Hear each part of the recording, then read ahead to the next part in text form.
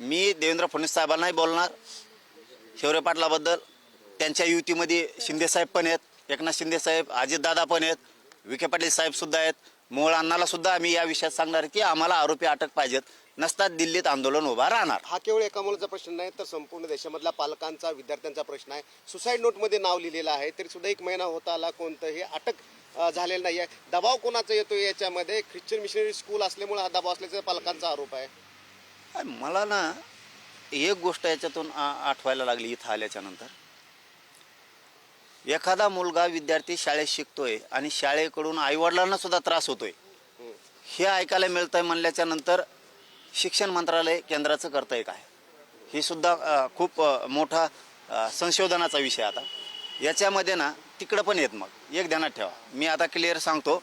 आणि मी एकदा एखाद्या मॅटरमध्ये पडलो, मी नाही सरकत माग.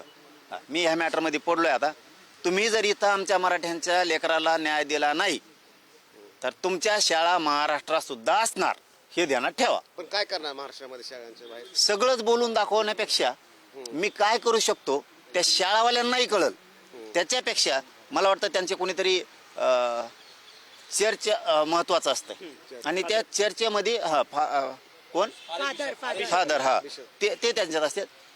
त्यांनी या शाळेवरती लक्ष ठेवायला पाहिजे, कारण इथं मोठं त्यांचं एखादं केंद्र असणार आहे. मग ते जे चर्च आहे त्या चर्चचा त्यांच्या इथल्या शाळेवरती अंकुश नाही आहे का?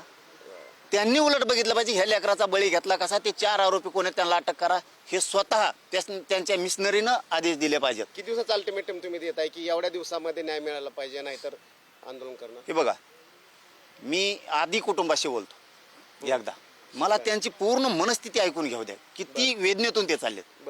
तारीख सुद्धा डिक्लेअर करतो. सगळे खासदार तुम्हाला भेटले सकाळपासून, खासदारांचं काय म्हणणं आहे? सगळ्या खासदारांना पण सांगितलंय बाबा मी, तुम्ही अमित शहा साहेबाची भेट घ्या. भाजपाच्या खासदार भाजपाच्या सुद्धा सांगितलंय, सांगणार आहे. परत राहिलेले जेवढे आमचे 5-6 मंत्री आहेत महाराष्ट्रात त्यांना पण सांगणार आहे, ज्यांचे अमित शहा साहेबासोबत संबंध आहेत. केंद्रातले मंत्री? हो ना, केंद्रातलेच मंत्र्याबद्दल बोलणं झालं. मी अण्णाशी बोललो या विषयात, मला आपले आठवले साहेबांशी पण बोललो या विषयात, जाधव साहेबांशी सुद्धा मी आता बोलणार आहे, रक्षाताईशी पण बोलतो. हे सगळ्यांशी बोलतो मी, कोणाला ठेवत नाही. मी कधीही याच्यामध्ये राजकारण आणणार नाही, त्यांनी पण आणू नाही. कारण तारीख जर एकदा आंदोलनाची मी डिक्लेअर केली ना, पुन्हा म्हणू नका आमची दिल्ली तुंबली. सर, महानगरपालिकाचे नाही राजकारणात नाही ना.